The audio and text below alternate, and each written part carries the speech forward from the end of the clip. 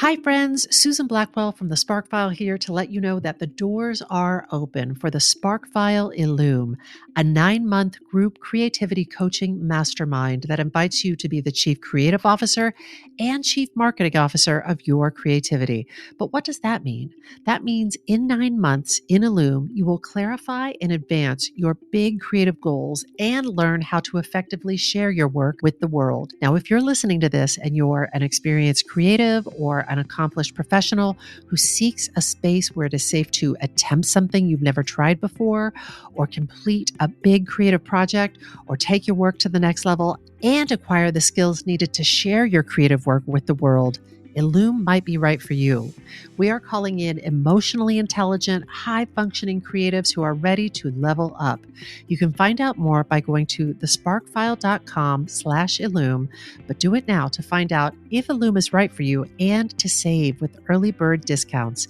That's thesparkfile.com/Illume. Take a leap, take a risk. Go to thesparkfile.com/Illume and join us for Illume. The Sparkfile podcast may contain profanity and other adult content. Please use your discretion. When I bump into something that inspires me, I dump it in my spark file. Could be something that I want to make or how I want to be. I pump it in my spark file. I jump into my spark file. Let's open up the spark file. Welcome to the Spark File, where we believe that everyone is creative, but smart creative people don't go it alone. I'm Laura Camion. And I'm Susan Blackwell. If you're joining us for the first time, you are so welcome. If you're joining us for the 1,000,000th time, you are also so welcome. But you first-timers may be asking yourself, what exactly is a Spark File? Where do I get one? What do I file in it? These are such good questions, and we actually do have answers. A Spark File is the place where you consistently collect all of your inspirations and fascinations. And if you're like us and you're making stuff all the time, you know that sometimes the wellspring of inspiration can run a little dry. We're here to refill it. We are on the lookout for fresh ideas, images, and inspiration that spark our creativity and pique our curiosity, things that inspire us to get up off of our asses and make things like this podcast. Or theater that spotlights the best artists of our time. Or a film that captures strange and subtle human dynamics. Or an opera that celebrates great music, stagecraft, and acting. Or a play that you've been intending to write for years and you finally have time to finish due to the pandemic. Or a garden that you lovingly tend with your very own hands. On today's Makersode, we're going to talk to someone who truly sparks us. And that special someone is Sir Richard Eyre. Richard, welcome to the Spark File. Welcome. Hi. We're so happy to talk to you. We're so happy you're with us today. I think you're the first night that we've had on the show, but hopefully not the last. But we're just so honored to have this time with you today. We want to ask you a question that I've actually asked you recently. I've asked you this before, but I'm going to ask you again. Where are you right now, Richard? And how are you right now for reals? I am in the south of a county called Gloucestershire. I am in a house which is south-facing. It's on the side of a quite steep hill. I have a garden that's terraced downwards. It's about 3/4 of an acre. Every room in the house faces south, so we get a lot of light, a lot of sun. And because it's on the side of a hill, it's very sheltered. And we've been living here on and off for 27 years, we being me and my wife, who is a TV producer called Sue Birtwistle, who produced Pride and Prejudice and Cranford. Thank her for us. Thank her. I will. She gave us the gift of a good-looking man rising up out of water. Yes, true. Ooh, those are some big gifts she gave us. Give her our best. But this sounds a bit idyllic, what you're describing. How's it been living there during a global pandemic? Shamefully idyllic. Yes, yeah. It sounds like it. We're wonderful. all joining you. Yeah. And the real, the pain has been the fact that my daughter and husband and my two granddaughters have been in London and unable to visit us. So we weren't able to spend Christmas with them. And we miss them terribly. Yes. The addition to our household is a Labrador Springer Spaniel cross puppy that came to live with us in November. And she is really fabulous and constantly energetic. And after I finish this talk, I will have to take her out for her second walk of the day. So she keeps me very fit. She takes me for walks twice a day. Oh, That's wonderful. so lovely. That's another gift. Was that dog a puppy, or was Yeah, that dog? she is a puppy. What a we got her when project. she Wow. was 8 weeks old, so she's now 4.5 months old, nearly 5 months. Oh old. my gosh, that you have your work cut out for you there. Sure. Listen, before we go much further, we have a request, and that is the Spark File price of admission. Can you tell us a creative risk that you've taken recently? Yes, I can. I've been here since mid-March last year, 2020, when I had 2 shows on in the West End of London, and they closed overnight. Oh, So I went from quite a more than adequate income to an income of virtually zero. Yeah. I have spent the last year doing a lot of gardening, but doing a lot of writing. And I've written 2 plays that I had in mind. I've had in mind for several years. Now, I last wrote a play that was on in a theatre 50 years ago, slightly over 50 years ago. And Ooh. the reason that Is I it hadn't like- written these plays is precisely because I didn't want to take the risk.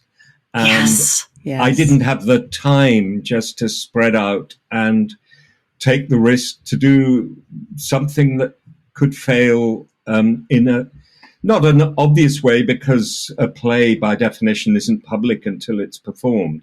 But these were 2 plays that I felt very strongly about. I hadn't written also because I worked so much with very, very good writers, young and Yes. old, playwrights. And I always think I'm directing them. You know, they're better than I am. Why should I try? And although I know a lot about playwriting, I had been wary of it. I simply wasn't prepared to risk failure. And Yes. failure that in the end was failure in my mind rather than the mind of the public. But fortunately, the plays now, one has been bought by a producer and will be performed in spring of next year, and the other one will be performed in the late fall of next year. Fantastic. Richard, So not wasted time. you are not fucking around. You're not. You are not fucking around during a pandemic, but also, how old are you, Richard? I'm 70.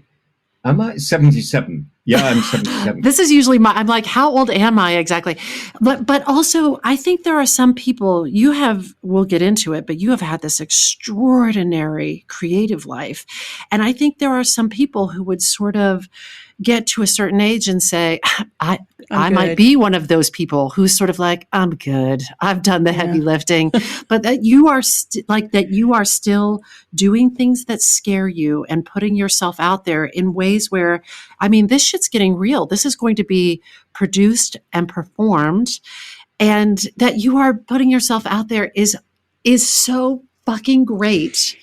I love it. Good. I have a question about that, actually. I want to dig in a little deeper. You said like you had been scared to do it for obviously many, many years. What exactly shifted in you? Like, was there a moment that you were like, you know what?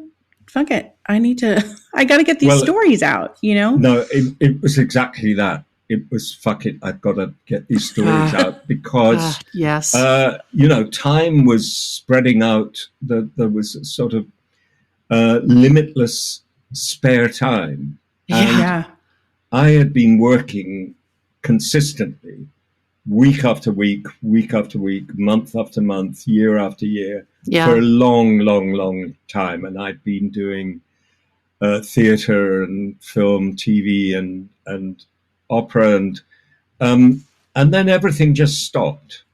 And so I could hear the sound of silence, and I could fill my day to a certain extent with gardening, a certain extent with reading. But then I had these sort of bacilli that I'd been nursing in Petri dishes for years. And I just thought, why don't I try? And then I tried I tried the first play, which I'd had in mind for 20 years.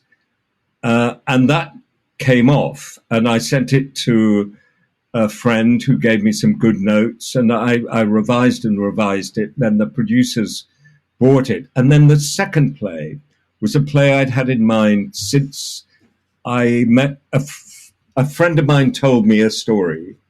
I'm not going to tell you what the story is, but a friend of mine who's an opera singer told me a story about 5 or 6 years ago that was so arresting. And I thought immediately, I've got to write this as a play. And I'd written notes for it. But of course, I didn't, because lack of time, but also lack of nerve.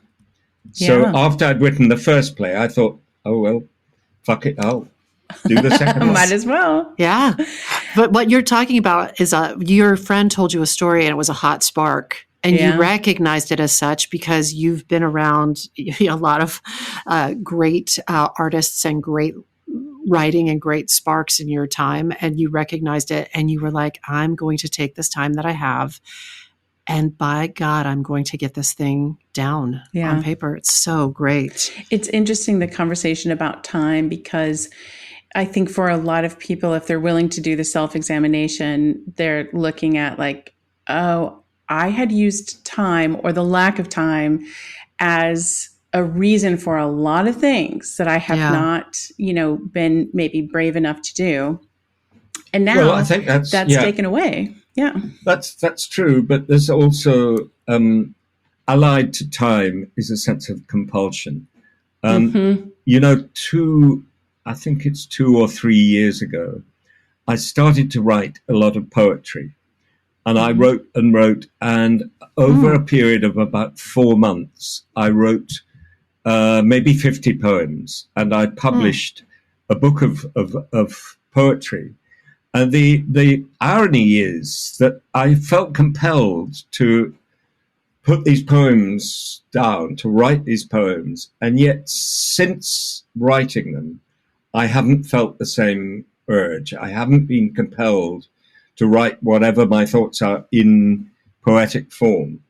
And the same with the plays. I felt compelled to write the plays. Yes. But if you say to me, now, do I have in mind another play? No, I don't. Nor do I have the compulsion to seek another idea for a play. All I want is to work. And I shall work. I shall start directing something later in the year, and then I'll do direct my 2 plays next year. So will you direct the plays that you have written? I will direct one of them, the first one. Awesome. And I will direct the second one with a friend of mine, Stephen Daldry. Amazing. Wow. Amazing. So Stephen likes the play very much and is very keen that I co-direct it with him. And when I said, well, couldn't he just direct it and I'll be the writer? He said, no, I want to spend time working in the same rehearsal room as you. Very smart. Great. Very smart, Stephen Daldry. Yeah, you don't always get that opportunity, to work together in tandem in that way. So never, exciting. Never. Yeah. That's amazing. There's a few things I want to just unpack in what you've shared. First of all, whether you're Sir Richard Eyre or you're one of the people listening to this podcast, or one of the people making this podcast, that what we call the vampire of comparison, that whispers in your ear that Shakespeare, Sondheim, and Sedaris did it before you and better than you, so why bother?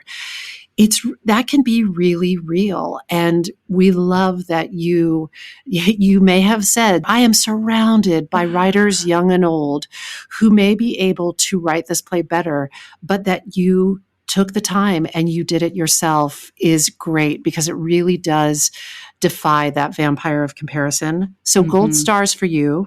And also, if you're listening and there's something that you have wanted to make and you feel like it's too late, you've been thinking about it too long, it's been in your proverbial petri dish for too long, or you're too old, or you're whatever the time excuse is, please take a page from the book of Sir Richard Eyre and know that you're right on time. You're right on time. Now, writing takes work, and you have to show up, and you have to put your butt in the chair and do the work. But you're right on time. Yeah, so true. And I would say that those risks officially admit you to the Spark File.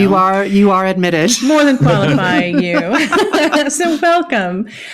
For people who don't know you, can you tell us, how do you identify creatively? I usually say I'm a theatre director. And they look puzzled, and they say, would I have seen anything that you directed? God. And then, it happens when border control in the States, but yes. I always say I'm in show business, and they brighten up. Oh, really? Yeah. Oh, no. Yeah. And I say, well, I've just, I'm here because a movie I've made is opening. They say, what? And I'll say, because they would have heard of it, I'll say, oh, it's a movie starring Judi Dench. And they go, yeah, Judi, great. Yeah. Thanks, Judi. So that's, I don't expect people generally to know who I am and what I've done and have an eye on my my artistic life.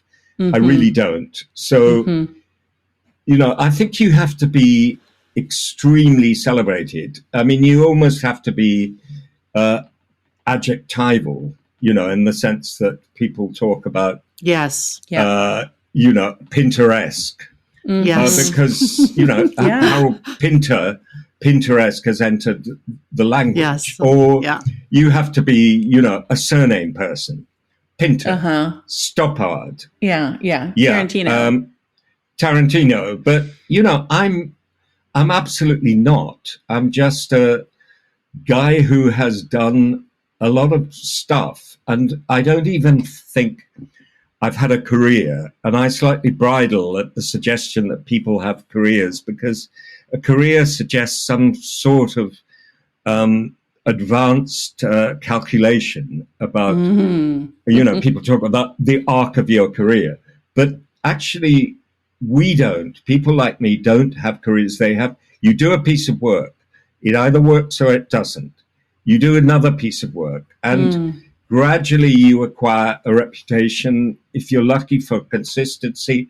But it is true that, you're as good as your last piece of work. And that's how I feel, is that I get no solace looking back at my resume and say, so that was a success. That was a success. If the current project isn't successful, there is no solace in the past. I'm curious about that concept of some sort of calculated plan. Do you think at all about that in terms of, let's say, your last project was a success? What's running through your mind in terms of your next project? Is it just needs to be something I'm passionate about, or is there a sense of trying to build upon the last thing you did? I think you have to. No, there's no sense of building on the last thing.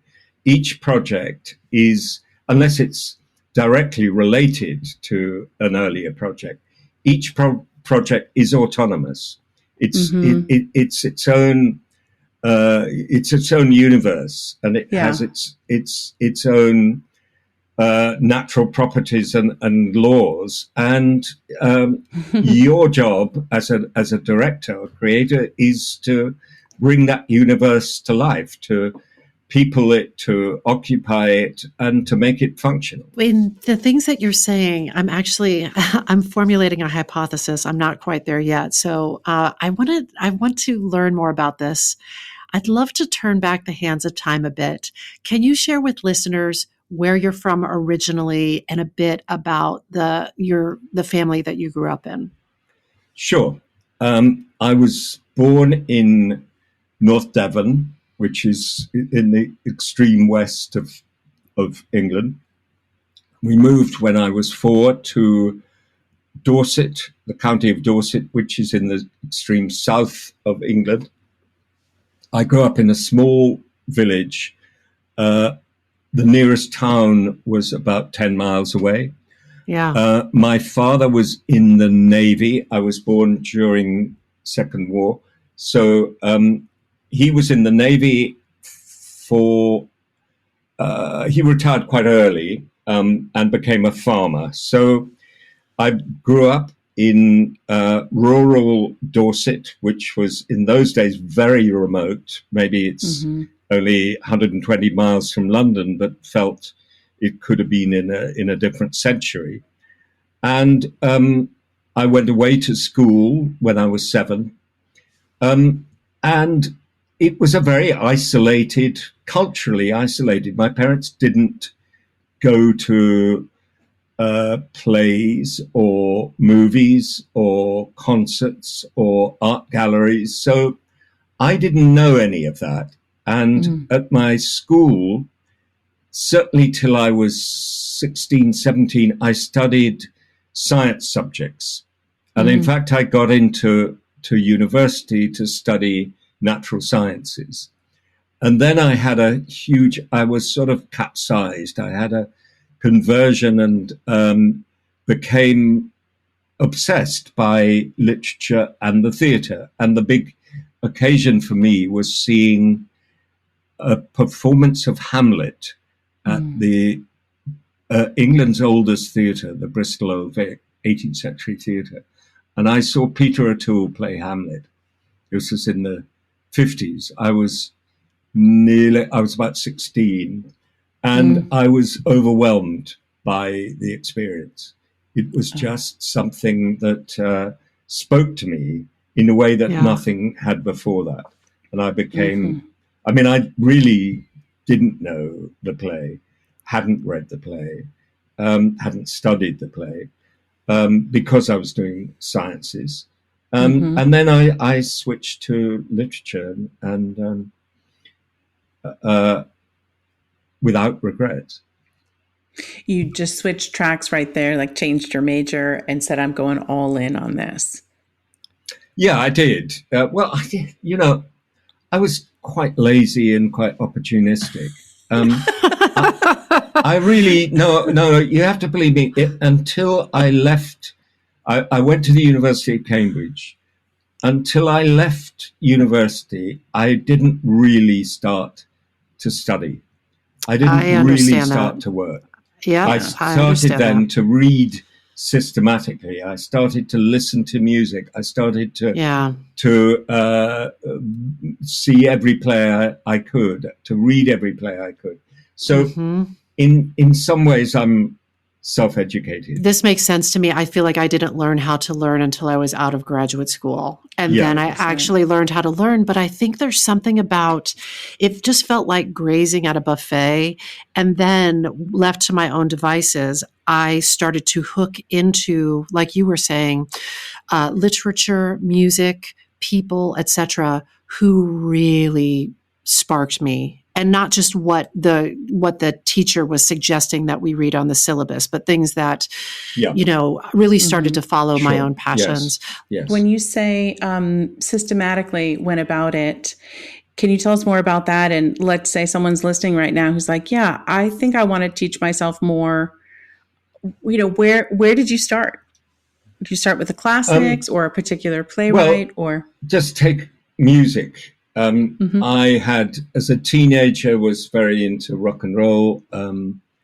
Elvis, Buddy Holly, that whole generation, and blues singers, and so R&B and jazz. I knew nothing about classical music. Then I thought, I know nothing about classical music. So I started to systematically, in the sense I'll go alphabetically. Oh, great. As it happens, that's quite a good choice if you're listening to classical music, because you start with Bach. Bach. There you go. I was like, who's at the top? It's Bach. There you go. Beethoven. So you go, Bach, Beethoven, Brahms, Bruckner, Britten, so on. That's very rich, the B's. That's very good. The B's are, and then I would, I guess I went off, and after Chopin, I went off course after that. And I still find that I have a huge collection of music on my laptop. But if I hear a piece of music on the radio and I don't know it, I immediately download it. So I've got an encyclopedic collection of downloaded music. As far as literature is concerned, it was reading I was studying English literature, so I did have to read, the 19th century novels. I had to read the metaphysical poets, John Donne, and I had to read Shakespeare. So it was then just more of the same, and then anything. And I still am a magpie. Anybody? Yes. I have a lot of friends who are writers, several who are novelists, who say, have you read X? I've recently been reading a lot of German novels on the advice of a friend of mine, Ian McEwan. And I would imagine Ian McEwan gives some good advice on what to read he next. does. And he lives near me. So I see him, less over the last year, but we talk quite often. And I more or less read whatever Ian recommends. That's good guidance to go by. What you're describing is simultaneously you're somebody who is filling your spark file with things that give you a feeling, things that light you up intellectually, things that light you up viscerally and emotionally, whether that's music or literature. And I can only imagine that you are then drawing from those things for your productions. For instance, if you're thinking about what music are we going to use as a oral bed in this theater production or in this film that I'm directing, that you are always bringing in inspiration. And then you're somebody who's not, there are people who have wonderful lives that just are consumers of culture. And then there are people like yourself who are taking that and metabolizing it back into your own work. It becomes an investment in your own creativity. Yes, but you make it sound as if it's a sort of calculation that this is research. It's like, collecting. I mean, I have a vast collection. I'm obsessed by books, and Amazon has been nothing but a disaster for my bank balance. But I don't look on these things as music and or pictorial references, paintings and so on. Yeah. I don't look at them as sort of creative fertilizer. I just love to consume them. Yes, and absolutely. If something within them trickles into the work I'm doing, well, then that's great. But obviously, specifically, if I'm working on, for instance, the last play I directed would be the year before last, was a play by a friend of mine called Nicholas Wright, and it was called 8 Hotels. And it was about racism in the States. Timely. And so I did do a lot of research and, looking at photographic research, reading contemporary accounts, and the character at the center of the play was Paul Robeson. And so I had to do research on the life of Paul Robeson, and that's specific reading and research, but that's not the same as just reading fiction and reading nonfiction that is just part of my landscape.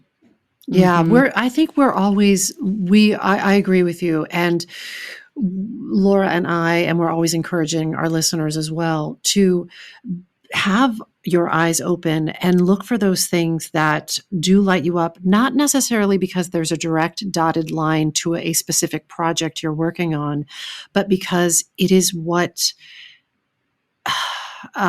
makes you feel alive. Yeah, feeds the soul, makes you feel alive. And that I do think is even indirectly fuel for an artist. It is fuel for creativity, and in ways that we don't even couldn't even say or articulate specifically around a project. Yeah, I think that's great. Yeah, I think that's true. But we're not people who do creative jobs are not a different order of person. They're not. There's a tremendous romanticism, I think, about the job of artists, and to call yourself an artist is in some way self-aggrandizing, unless you mean artist in the sense of visual artist. But I always find it sort of slightly absurd when in the music business people are called recording artists, and but on the other hand, you are people who are making a life out of creativity are by definition doing something original, even if it's only in a very, very small and modest way. By definition, it's something that can't be done the same way by anybody else. And those who are prodigiously talented, obviously, it's completely obvious that, there are certain people who can do certain things that are beyond our capability. And I guess that's why we romanticize the role of artists, because those who do it, the Shakespeares, the Rembrandts, the Matisses, do something that is out of the ordinary, out of the normal, and almost or certainly beyond our capability. Richard, do you feel like your upbringing in Devon contributes to the slight allergic reaction to phrases like recording artist? Because, you're somebody who you grew up in a rural environment and you weren't born with a silver spoon in your mouth. And as you said, you had this sort of transformative experience seeing this play when you were in your teens. Do you feel like some of that feeds that sort of slight allergy to a phrase like recording artist? Yeah, I think my bullshit detector is very, is maybe even over-calibrated. And, I can still hear my father, he went to Naval College when he was 13. He was a very intelligent man, but he kind of resented any form of what he saw as intellectual bogusness. Yeah. And he never warmed to Shakespeare, and he would say, in order to provoke me, he would say Shakespeare is shit. And I knew it was fatal to argue with him, because if you don't get it, you're not going to persuade someone by argument. Talking more about it. No. So, but I think I have enough of his character within me, good and bad, that the residue is a strong dislike of bogusness, a strong dislike of bullshit in any form. Yeah. And there's a lot of it in, as much in our world, in the world of the arts, as there is in the world of politics. Yeah. Yes. Yes. True. I wonder sometimes in America if we've gone like the other way, because like Sir Ken Robinson talks about, like in our education system, we have like devalued creativity and devalued the arts so much that there's a little bit of an attempt, I think, to like reclaim that, and maybe we're overzealous in the reclaiming of the word artist and applying it to any act of creativity as opposed to, you know, the Matisses of the world. But I do sometimes wonder if it's like a reaction to that devaluing, that people are kind of overcompensating for it.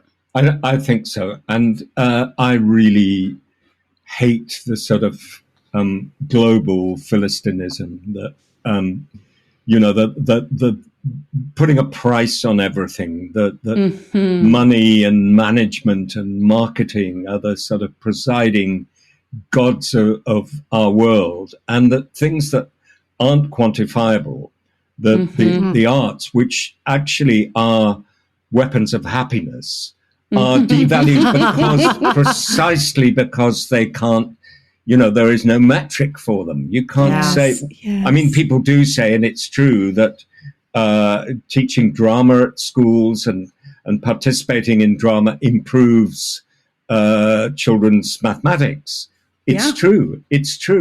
But, the idea that you would teach subjects that simply improve people's lives, that actually make people happier, make people understand the world better, that is an argument that seems to have no weight at all. And I think that's a major tragedy. It is. I completely agree. That makes me want to ask you another question about the idea of metrics and each project that you do, this autonomous project in and of itself.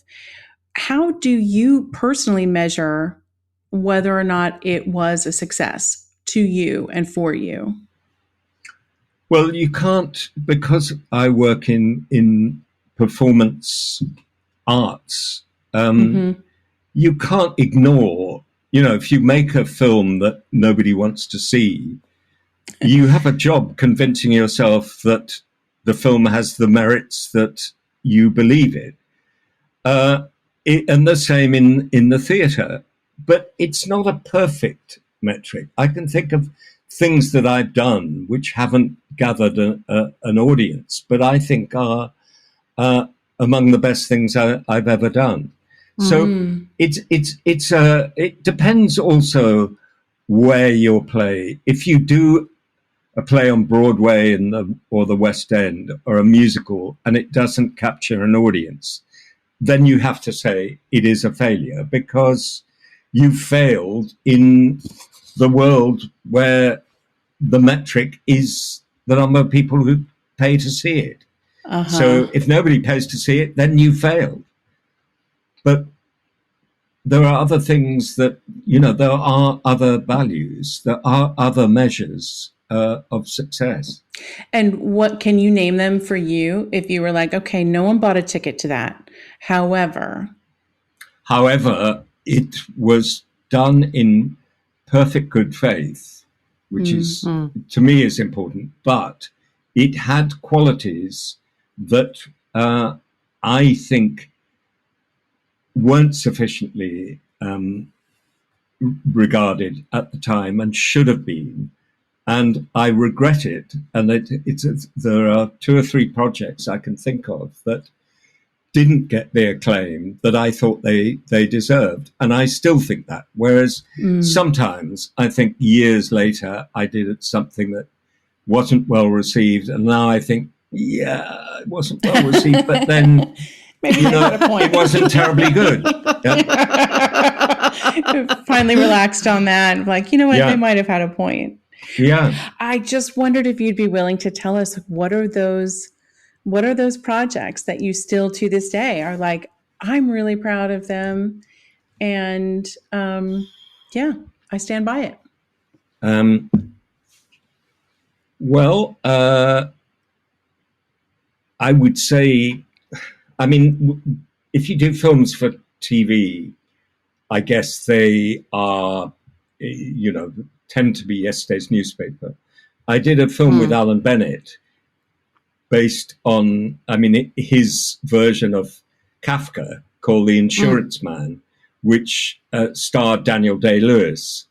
And that was in, I guess, the mid-'80s. And I think it's the most wonderful film. And of course, I don't know if you maybe can get it on YouTube. If you can, I strongly recommend it. There's a spark. Looking it up. I just made a note. Yeah, I'm looking that up. Okay, it's called The Insurance Man, but I think that is a classic. The thing with theatre is, of course, that theatre exists only in the memory.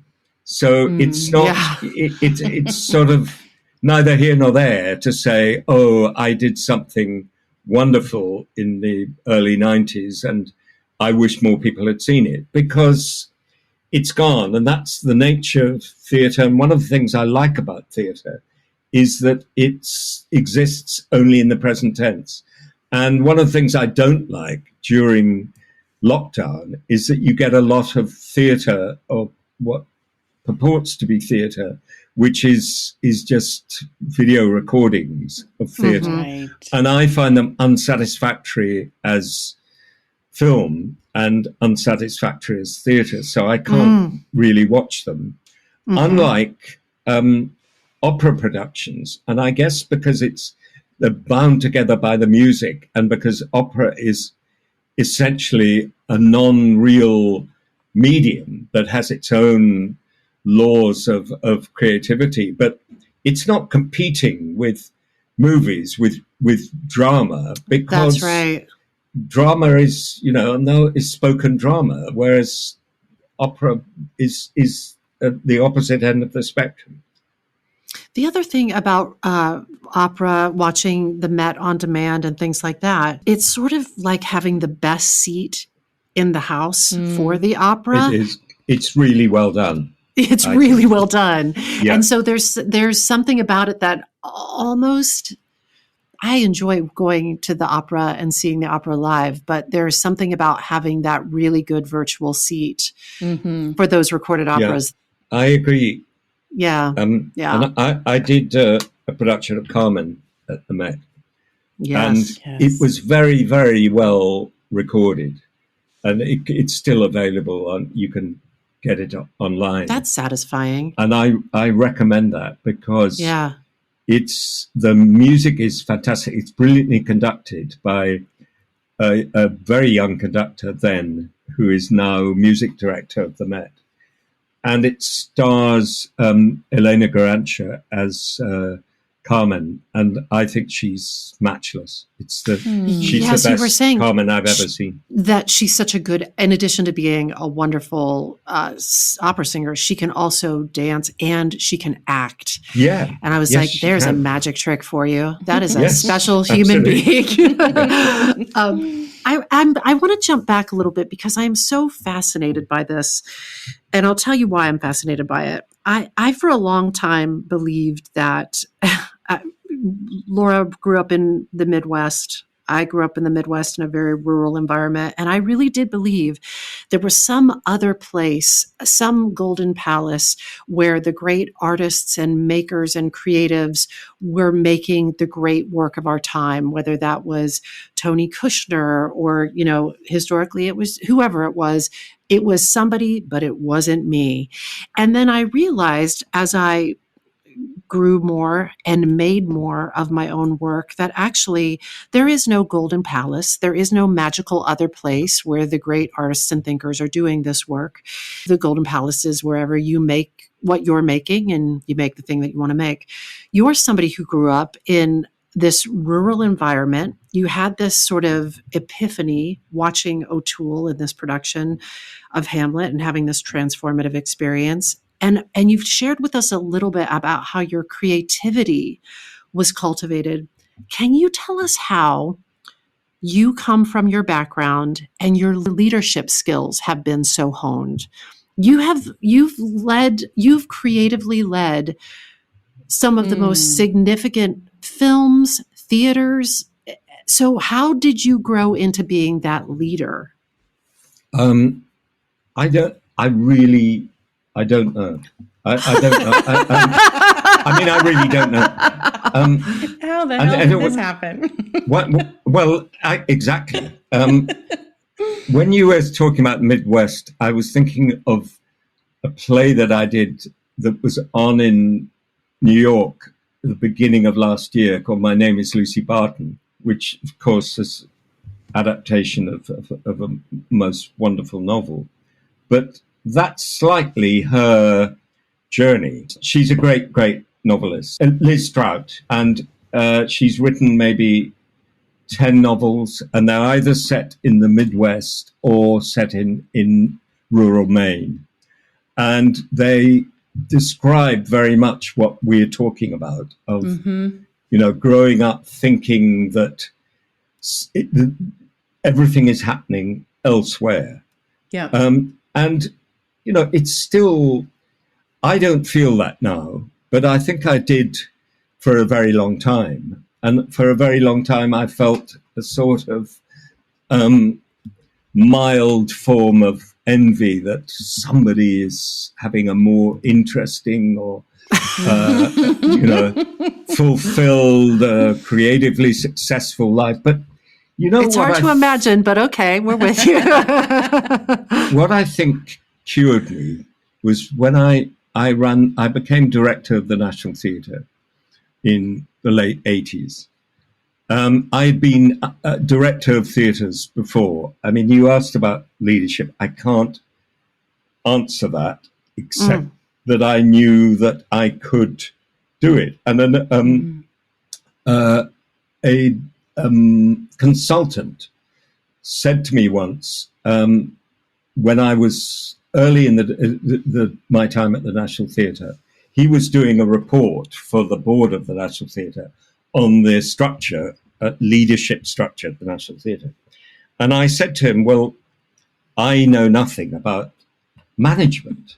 And he said, no, on the contrary, you know everything about management. And what you know is what managers die to learn, and they pay to learn. And you learn it because you started at a very early age, 23, 24, directing people, a room full of people, and making them work towards the same end and work, people of very different character and abilities, melding them together into a social unit. So your experience is making groups of people, making model societies, if you like. And I think one of the reasons I'm drawn to that is because my family was the absolute extreme, the opposite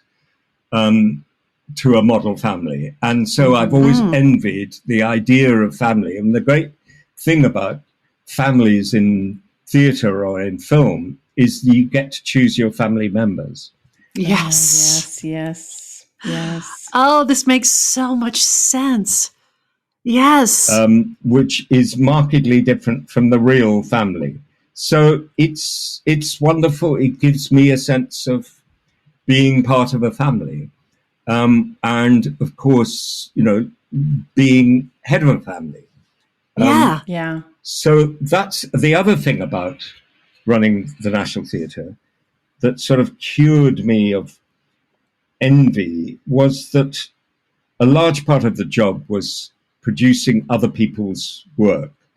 And so the success of the theatre depended, yes, partly on the work that I did myself, but largely on the work of other people. So I learnt the opposite of Schadenfreude, which Schadenfreude is taking joy in other people's disasters. Yeah. I learnt to take joy in other people's successes. And that was a transformative, and it sort of cured me of incipient bitterness, envy. I wish there was a word for We have that. to come up with a word. We need a word for that. We're going to work on that with our German friends, and we're going to get back to you on it. I think there's a Jewish word. Is there? I don't know that you need a word, joy in other people's successes. There's I don't know, maybe a little portmanteau. I don't know. I like a good word creation, Richard. I don't know. Yeah. Okay. Well, it's a challenge. I love that, to take delight in other people's successes. What a beautiful thing. And gorgeous. A far too novel idea, I think, sometimes in the business. It's easy the compare and despair is just too easy to get into, and to consciously choose, to feel joy and happiness for other people's success and understand like there's plenty of it to go around is it's a really great approach. I don't want to paint myself as saintly. I still we know you're not. Feel pangs of jealousy, and we heard you say fuck earlier, Richard. We know you're not saintly. Yeah. Okay. Oh, I think it's wonderful. Richard, in addition to your theater work, your film direction, your direction of opera, which you just referred to, on some of the world's premier stages, the other day you shared this great spark of an idea for an opera. I shared with you, I thought a great spark would be an opera of your film, Notes on a Scandal. And you came back and you said, an idea for an opera that you had discussed was an opera about Donald Trump. We always encourage our listeners to take ideas they hear on the show and create things, and they really do follow through on that. So do you have any more sparkish ideas about this Trump opera that you would like to share with our listeners, or any other great sparks? Well, I was thinking, it's obviously a great tenor role. I was thinking it might be composed by a group of composers. Oh my God. Oh. And to represent some chaos and some dissonance. Yeah. But it needs it just needs somebody to take it in hand and to run with it. And maybe the Met isn't the place, maybe it should be BAM that does it. Yeah, something more experimental. But it's absolute, a monster.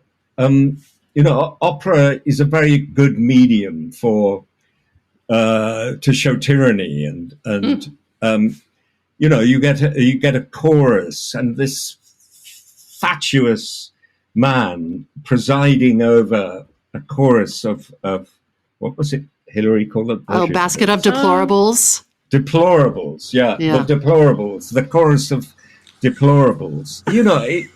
I just can see it. I can see it being, and somebody, some great tenor with in a fat suit.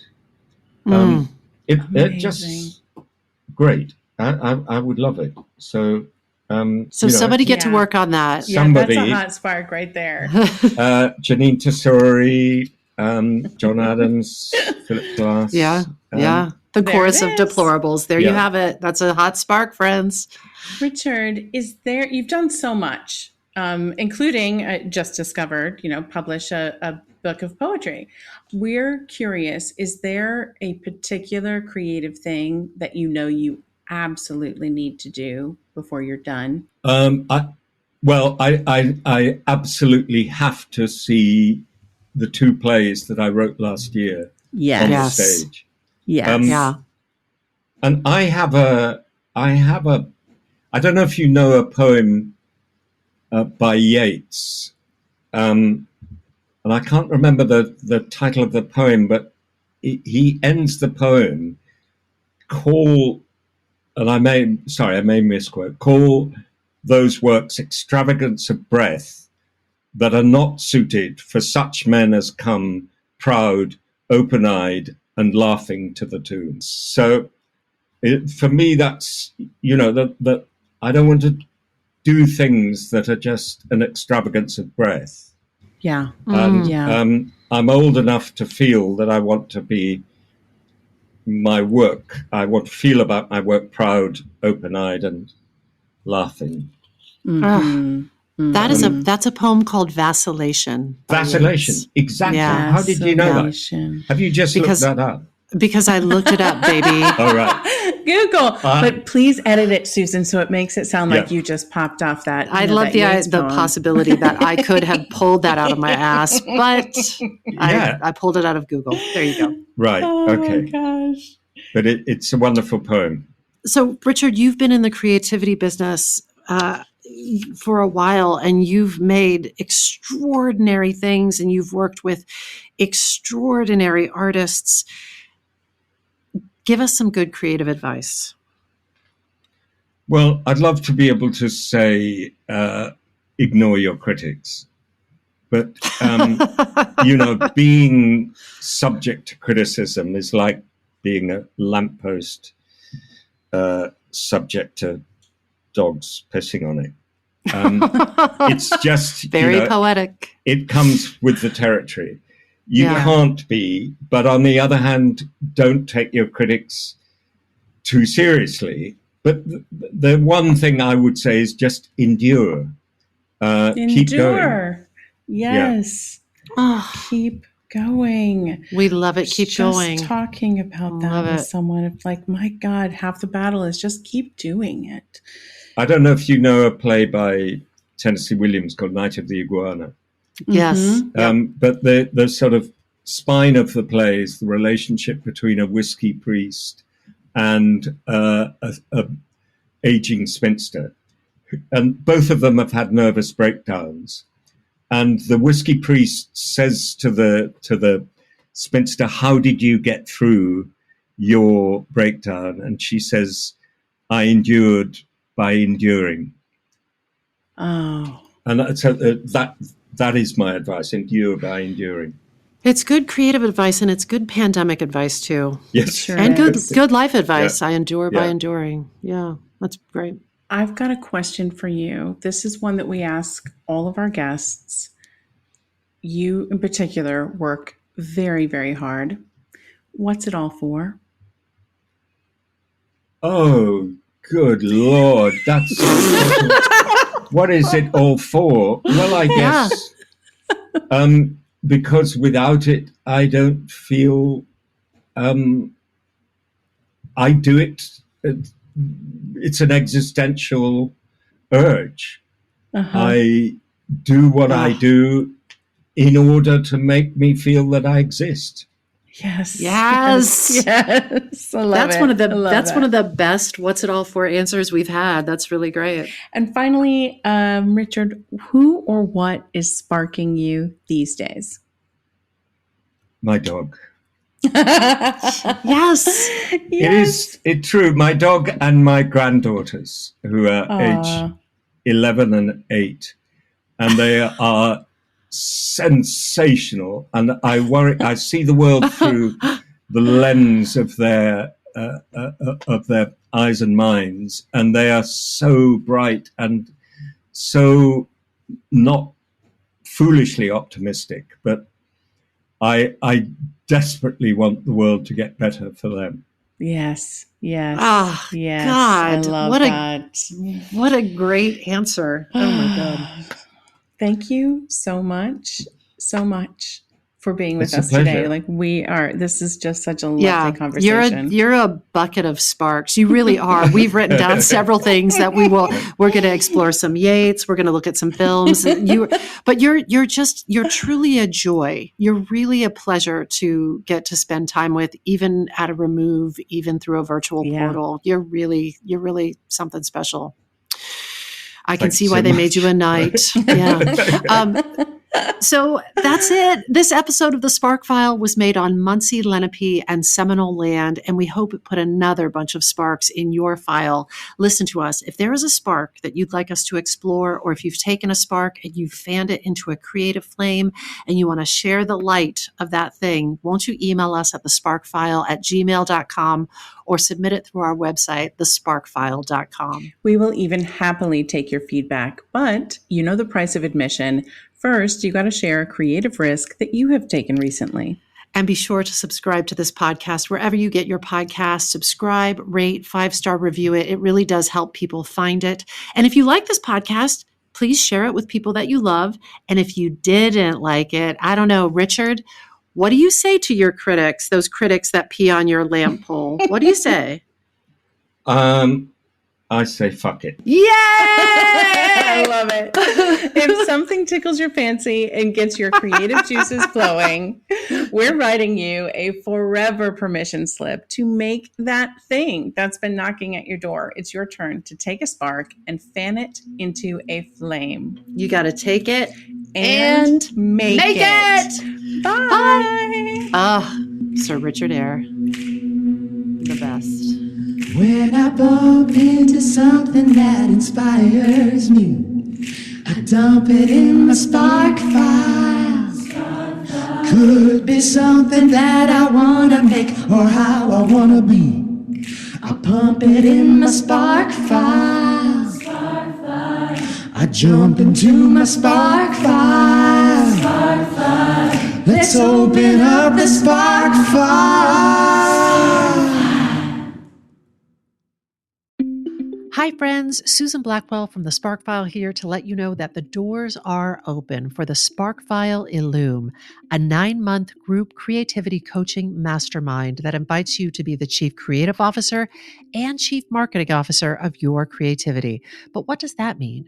That means in 9 months in Illume, you will clarify and advance your big creative goals and learn how to effectively share your work with the world. Now, if you're listening to this and you're an experienced creative or an accomplished professional who seeks a space where it is safe to attempt something you've never tried before, or complete a big creative project, or take your work to the next level and acquire the skills needed to share your creative work with the world, Illume might be right for you.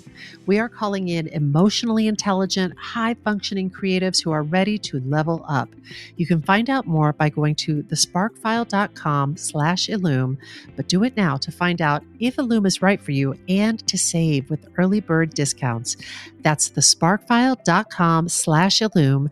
Take a leap, take a risk. Go to thesparkfile.com/Illume and join us for Illume.